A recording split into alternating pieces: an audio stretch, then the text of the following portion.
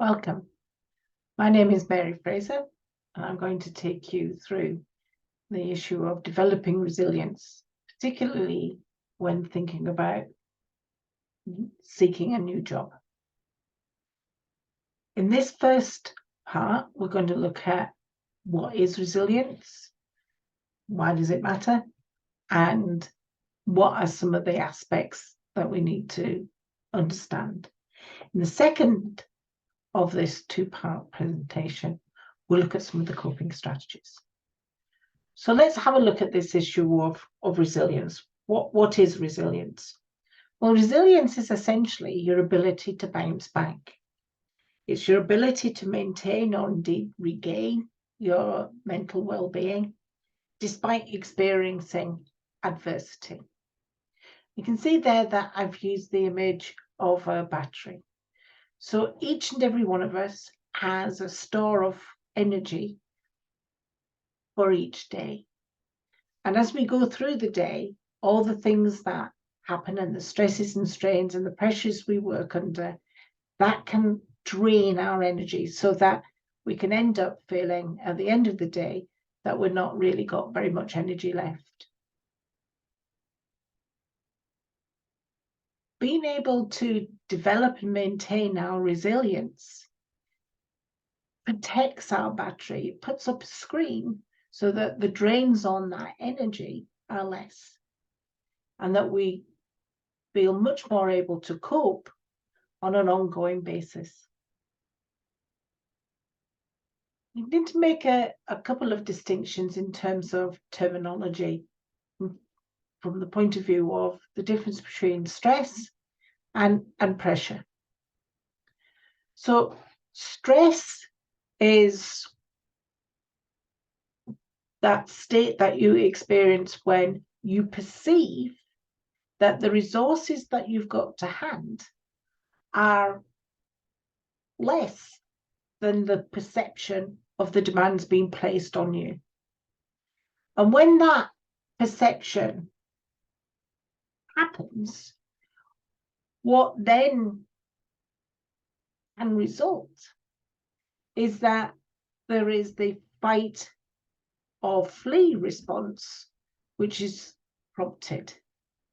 And what this does is that it prompts the production of the stress hormone cortisol, which has one job, which is to get oxygenated blood to the muscles as soon as possible in order for you to take whatever action it is that you think is appropriate.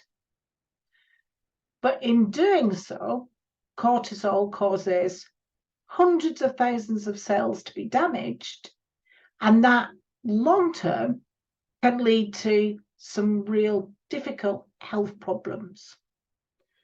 So stress is the psychological, the physiological, and the behavioral response prompted by that perception that you haven't got enough to hand to meet the demands that are being placed upon you. And as we've said, long term, that can lead to ill health.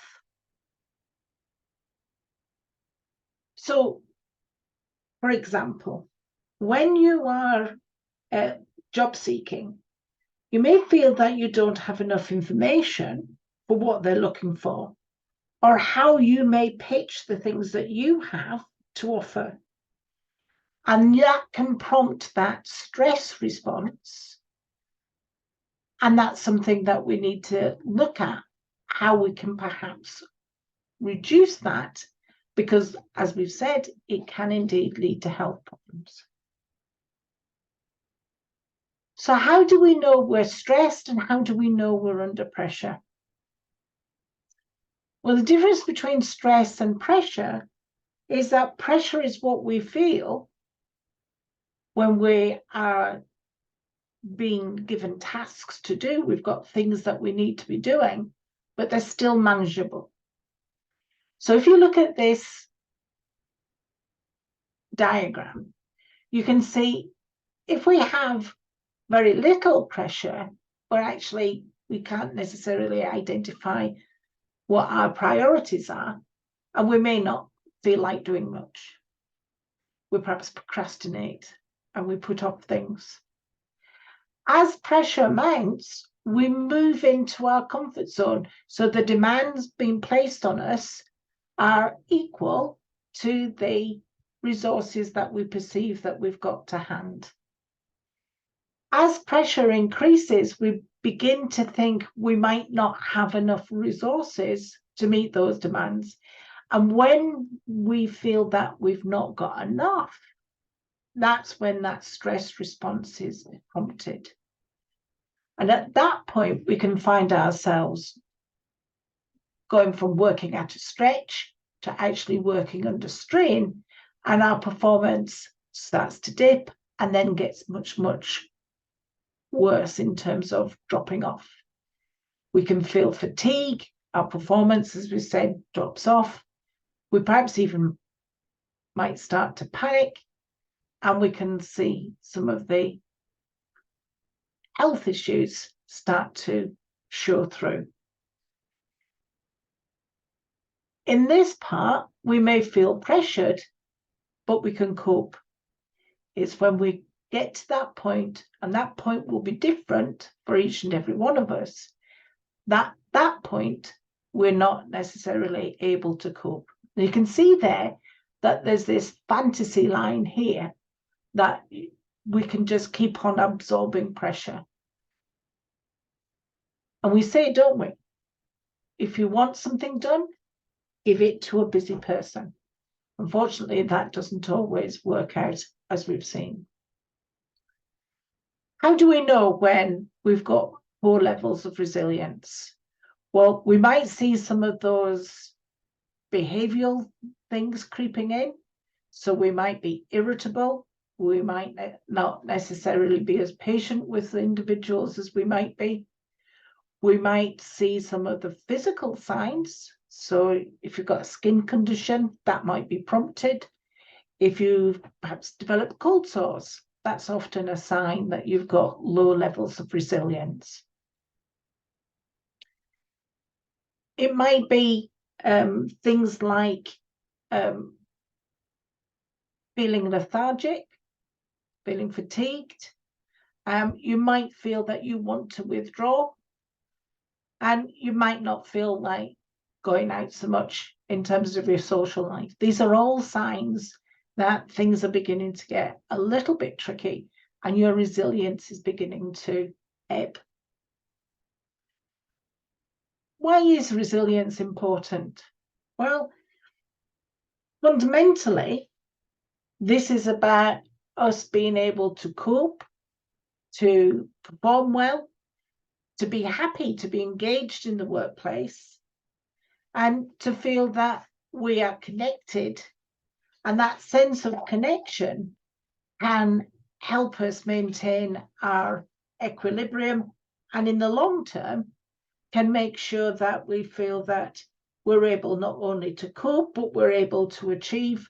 We've got improved self-esteem and a sense of control over our life, but all of which are important in terms of making sure that we can be all that we can be and achieve all that we can indeed achieve. One of the key aspects of improving our resilience is to ensure that we get enough sleep. So as adults, we need between 7 and 9 hours of sleep. And to ensure that we do that, we need to make sure that we go to bed at a regular time, and to make sure that we give our brain enough of an opportunity to rest.